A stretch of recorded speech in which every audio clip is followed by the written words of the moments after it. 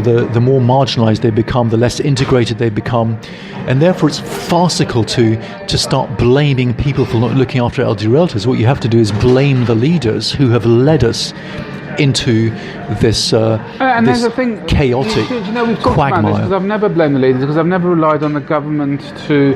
I follow the laws of the land because when in Rome, and I believe that.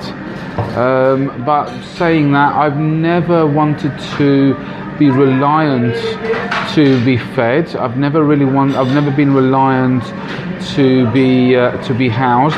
And that's the thing. That's why I have an issue with socialism, because as soon as you actually get the state looking after you, it prevents your ability from innovating. You're talking about innovation? It prevents your ability from innovating, because the thing is, it's up to you to say, actually, I've got to be able to produce something of value in the marketplace so I can actually feed my family, so I can actually look after my grandparents, so I can actually give my daughter or your child a better life. But think about it. And when you put ourselves under that level of anxiety to a point, or stress to a point, you've got it pushes people to perform. As soon as you've got this, do you know what, if I don't work, the government will look after me. Now you've got people who actually get comfortable in that position. They don't innovate. They're fucking watching their Netflix and they're playing their Xboxes and whatever they're doing. Yeah, but it's not their fault. It's because they're allowed to do that. No, they've also allowed themselves to do that. Because humans will do that. They'll take the easy route of course always. They will do. So it's not the population's fault. The population is led, and the fact is that we have no possible effective leadership at the moment, because people are just self-obsessed, manipulative people, hungry for a position in society. We put our self-interest first.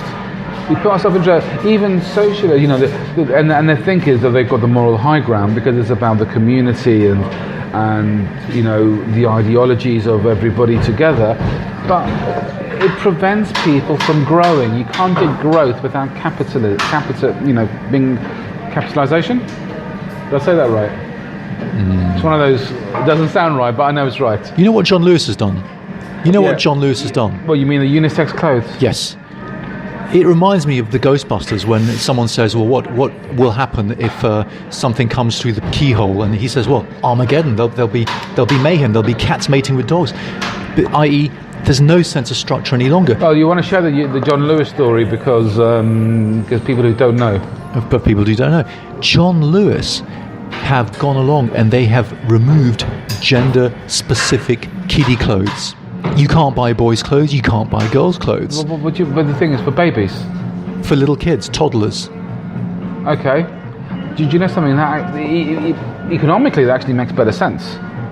Who cares about economically? As a parent, I can tell you now, there's loads of people I know who are boycotting John Lewis. Yeah, but hold on a second. You know the CEO, you know how that happened, by the way? Sorry, go on. The way that happened was some idiotic middle to high manager thought, okay, let's get a few brownie points by being extra super duper politically correct. And that's what they did. I think it's more than that, the actually. CEO should sack whoever is responsible for that and return to core values. Okay, CEO, hold on a second. Family. You can't have it both ways. Because 1 minute you were talking about in one of our earlier podcasts about people having too much choice. And too much choice creates unhappiness. Too much choice is a lack of structure, by the way. It's a lack of structure. So all of a sudden, John Lewis have actually gone and I don't. It's not that I agree with them. Hold on a second. It's not that I agree with them. I'm going to be devil's advocate here, because you've got John Lewis now for who and I can see the benefits what they've done. Okay, they've reduced that choice, which is what you wrong. They've increased the choice. You see what they've reduced structure. Before it was very easy. Girl, pink. Boy, blue. Clear structure. Now, no structure. All colours, you can choose whatever colour you want. So now people are going in, the mothers and fathers are going to go in and say, okay, let's have a look at these lovely colours, of which there are actually a limited selection because they're not allowed blue or pink. So they go, did we pick the best one? And as indeed that lecture by Barry Schwartz says, if we have increased choice, we get more unhappy because we're not sure we made the right choice in the first place. Before, when we have less choice, then we don't have to blame ourselves if we've made the wrong one. All right, but then you've got these I was going to say transgender clothes. You've got these unisex clothes, which means they don't actually have to cater for two different marketplaces. They've just grouped toddlers and babies. That's not the reason why they did it. Not the reason why they did it. How do you know? They did it for political correctness. Were you on their boardroom? Were you the fly on the wall in their boardroom? True. No, I wasn't. Okay. But the only possible reason they did it, because the thing is that economics has been around for a very long time. If this was something that would have been economically viable, they'd have done it years ago. The fact is, it's come about because some idiotic schools have talked about gender-neutral way of referring to the little kiddies in the classroom. And John Lewis have idiotically followed in this Emperor's New Clothes fashion. The Emperor's New Clothes fashion, I love that. I love that statement. And I think you're actually, you are probably right in all this. But you have to look at things. John Lewis should be a laughing stock. Their share value should plummet until someone gets some sense. You have to look at things from different points of view, and I suppose when you say I'm an innovator, it's one of the things I actually have to do is I actually have to see things from a different point of view, because the marketer has to sees different things to the technician sees different things to the salesman sees different things to the accountant, and they all have a very different point of view on how to do it. And hopefully this is what a productive meeting, and let's face it, I've been in loads of shitty meetings where you've come out and says, what did we achieve? But that's the purpose of a meeting, is to actually get these ideas together and see where they work. And this is where Walt Disney actually had a very good concept. He used to call his people Imagineers, people who could actually imagine something, and engineers, so the engineers of imagination, Imagineers he called them. And he used to have what was called, and I think I've talked about this in a previous podcast, and he has to have these 3 rooms. And one of the rooms was why not? Why can't we do this? Why not do it? And in this particular room, you couldn't criticize it. All you could do was just come up with the most ludicrous ideas, no matter how big, no matter how silly, and you just put them on the table. Probably a load of post-it notes on that wall of lots of ideas. The second room, again, you couldn't criticize it. It was just all they did in that room. And that second room was, how do we make this happen? How do we make it happen? And they would come ideas, how to make these ludicrous ideas happen. And the third room was, that's when you criticised it. That was the critique room. I can't remember off the top of my head now. And basically what that did was, if they did all those 3 exercises in the same room, nothing would ever get off the ground. So by going through those stages and putting the criticism in last, the ideas that they could make function would actually happen. And hence look at what Walt Disney has created. The only reason why that worked actually was because he had an overriding vision throughout all the meetings. Most meetings are a complete waste of time because everyone tries to have an equal say. That's not how meetings should work. Essentially what happens is the boss goes in with a vision, a requirement, and he tells everyone, show me how this can be done and I will enable it. That's what a real meeting's all about. People going in having the little says and slightly over-promoted junior managers are not going to get anything productively done in a meeting. Probably not. So anyway, there we go. So we were talking about, I just want to recap, because this has been more of a mishmash of a session really, because we were talking about us not looking after our elderly. We have touched on that.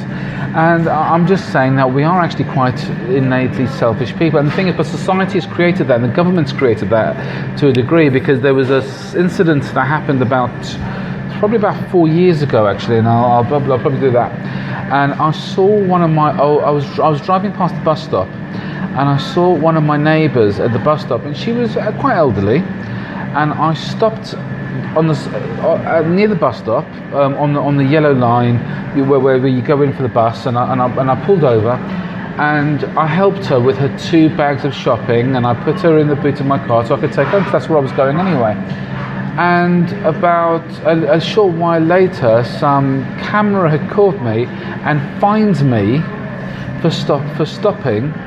All right, now, well, whatever the reason, it's just because of the way this bureaucracy is working and how the government wants money from every single possible angle, that people who have the potential to do something good or to exercise